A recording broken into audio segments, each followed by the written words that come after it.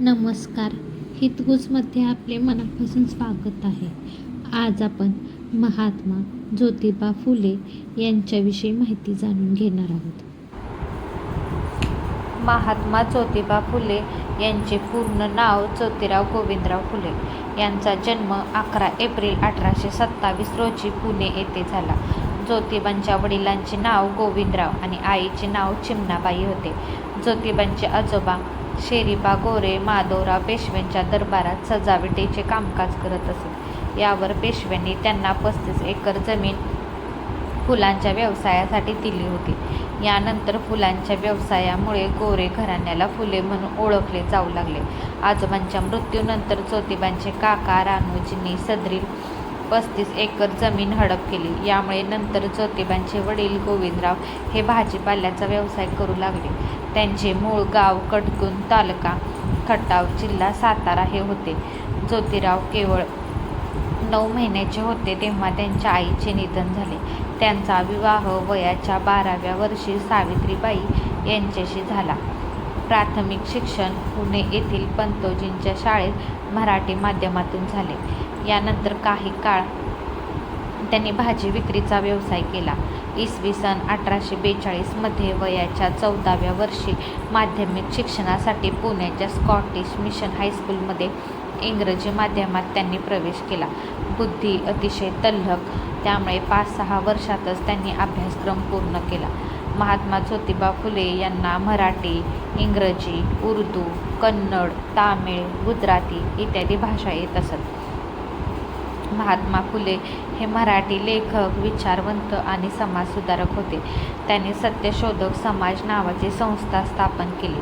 शेतकरी आणि बहुजन समाजाच्या समस्यांना केंद्रस्थानी ठेवून पुरोगामी विचारांची मांडणी केली आणि महाराष्ट्रातील स्त्री शिक्षणाची मुहूर्तमेढ रोवली. जनतेने मुंबईतील सभेत 1888 मध्ये त्यांना महात्मा ही उपाधी बहाल केली होती. कोणताही धर्म ईश्वराने निर्माण केलेला नाही आणि चातुर्वर्ण्य व जातीभेद ही निर्मिती मानवाचीच आहे असे रोखठोकपणे बोलताना मात्र या विश्वाची निर्मिती करणारी कोणती तरी शक्ती आहे अशी त्यांची अस्तित्ववादी विचारसरणी होती. मानवाने गुण्यागोविंदाने राहावे असे त्यांचे मत होते. त्यांनी लिहिलेल्या शेतकऱ्याचा आसूड या पुस्तकातून महाराष्ट्रातील शेतकऱ्यांची विदारक दुर्दशा आणि दारिद्र्याची वास्तवता विशद केली आहे. या पुस्तकाद्वारे विशाल दृष्टिकोनाचा क्रांतिकारक म्हणूनही ज्योतिरावांचे दर्शन होते. नीती हाच मानवी जीवनाचा आधार आहे हा विचार मांडणारे ज्योतिराव एक तत्वचिंतक व्यक्तिमत्व होते. सप्टेंबर 1873 मध्ये त्यांनी महाराष्ट्रात सत्यशोधक समाज नावाची संघटना स्थापन केली. त्यांनी स्त्रियांच्या आणि मागासलेल्या आणि अस्पृश्यांच्या उन्नतीसाठी अनेक कामे केली. समाजातील सर्व घटकांना शिक्षण देण्याचे ते खंबीर पुरस्कर्ते होते. ते भारतीय समाजात जात आधारित विभाजन आणि भेदभावाच्या विरोधात होते. स्त्रियांना शिक्षणाचा हक्क मिळवून देणे, बालविवाहाला विरोध करणे, विधवा विवाहाला पाठिंबा देणे हे त्यांचे मूळ उद्दिष्ट होते. फुले यांना समाजाला कुप्रथा, अंधश्रद्धेच्या पाशातून मुक्त करायचे होते. त्यांनी आपले संपूर्ण आयुष्य महिलांना शिक्षण देण्यात, महिलांना त्यांच्या हक्कांची जाणीव करून देण्यात घालवले. 19व्या दशकात महिलांना शिक्षण दिले जात नव्हते. फुले यांना स्त्री-पुरुष भेदभावापासून वाचवायचे होते. त्यांनी पुण्यात मुलींसाठी भारतातील पहिली शाळा बांधली. त्यावेळीच्या स्त्रियांच्या दयनीय अवस्थेमुळे फुले खूप व्यथित आणि दुःखी झाले होते. म्हणूनच त्यांनी समाजात क्रांतिकारक बदल घडवून आणण्याचा दृढ निश्चय केला. त्यांनी स्वतः त्यांच्या पत्नी सावित्रीबाई फुले यांना शिक्षण दिले. सावित्रीबाई फुले या भारतातील पहिल्या महिला शिक्षिका होत्या. त्यानंतर स्वतः प्रसिद्ध समाजसेविका झाल्या. पती पत्नी दोघांनीही दलित आणि स्त्री शिक्षण क्षेत्रात एकत्र काम केले. ते एक कष्टकरी आणि सामाजिक कार्यकर्ता होते. आता आपण पाहूया महात्मा ज्योतिबा फुलेंचे कार्यक्षेत्र. त्यांनी विधवा आणि महिलांच्या कल्याणासाठी खूप काम केले. त्यासोबतच त्यांनी शेतकऱ्यांची स्थिती सुधारण्यासाठी आणि त्यांच्या कल्याणासाठीही खूप प्रयत्न केले. ज्योतिबांना संतांची चरित्रे वाचण्याची खूप आवड होती. जेव्हा देवासमोर सर्व स्त्री पुरुष समान असतात, तेव्हा उच्च नीच असा भेद का असावा हे त्यांना कळून चुकले होते. स्त्रियांची स्थिती सुधारण्यासाठी आणि त्यांच्या शिक्षणासाठी फुले यांनी 1848 शाळा उघडली. या कामासाठी देशातील पहिली शाळा होती. मुलींना शिकवण्यासाठी त्यांना शिक्षक मिळाला नाही, म्हणून त्यांनी स्वतः काही दिवस हे काम करून पत्नी सावित्री फुले यांना पात्र बनवले.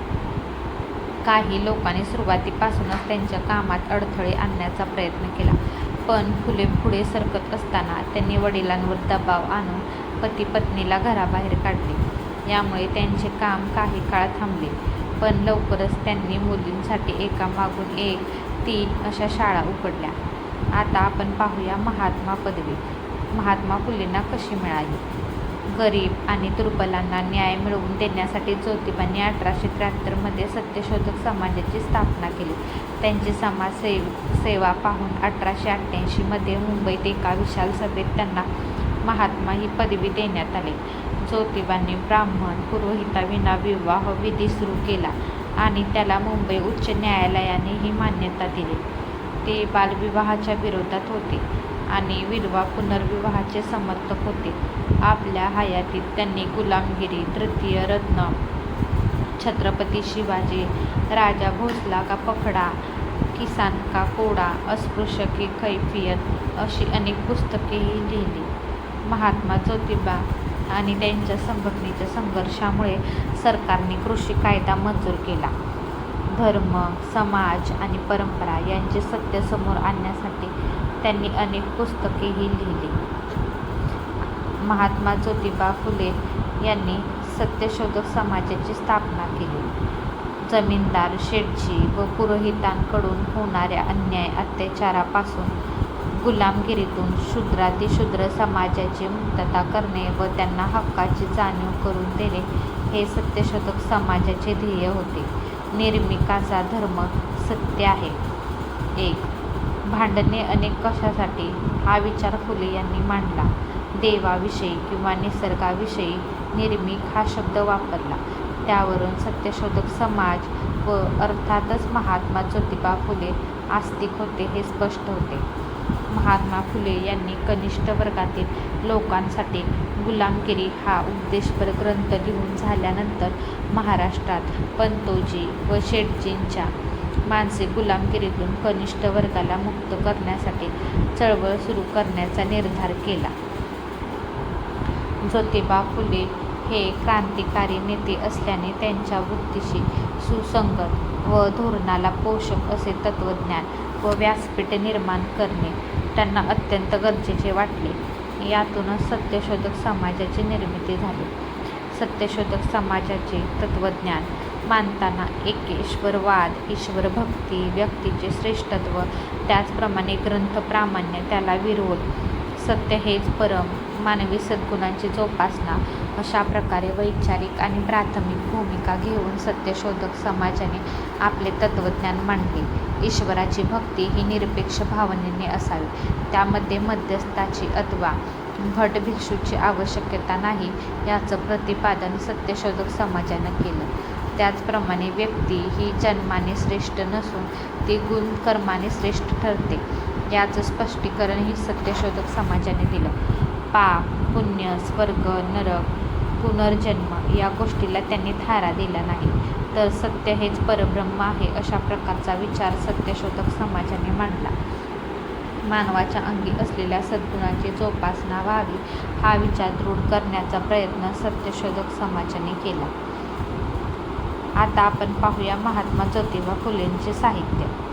महात्मा फुले यांनी लिहिलेला सार्वजनिक सत्यधर्म हा सत्यशोधक समाजाचा प्रमाण ग्रंथ मानला जातो. या समाजाचे मुखपत्र म्हणून दीनबंधू हे साप्ताहिक चालवले जात असे. तुकारामांच्या अभंगांच्या धर्तीवर त्यांनी अनेक अखंड रचले. आपला गुलामगिरी ग्रंथ अमेरिकेतील कृष्णवर्णियांना त्यांनी समर्पित केला.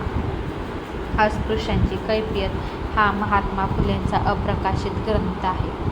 सार्वजनिक सत्यधर्म हा त्यांचा ग्रंथ त्यांच्या मृत्यूनंतर इसवी सन 1891 मध्ये प्रकाशित झाला. महात्मा फुले यांच्या शिक्षणाचे महत्त्व पटवून देणाऱ्या खालील ओळी प्रसिद्ध आहेत. विद्येविना मती गेली, मतीविना नीती गेली, नीतीविना गती गेली, गतीविना वित्त गेले, वित्ताविना शूद्र खचले, एवढे अनर्थ एका अविद्येने केले.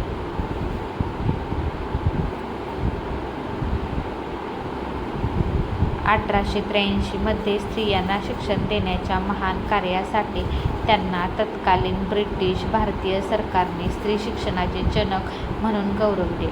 28 नोव्हेंबर 1890 रोजी वयाच्या 63व्या वर्षी पुणे येथे त्यांचे निधन झाले. हा व्हिडिओ तुम्हाला आवडला असेल तर व्हिडिओला लाईक करा, शेअर करा आणि चॅनलला सबस्क्राईब करा. भेटूयात पुन्हा अशाच एका छानशा व्हिडिओसोबत. तोपर्यंत धन्यवाद.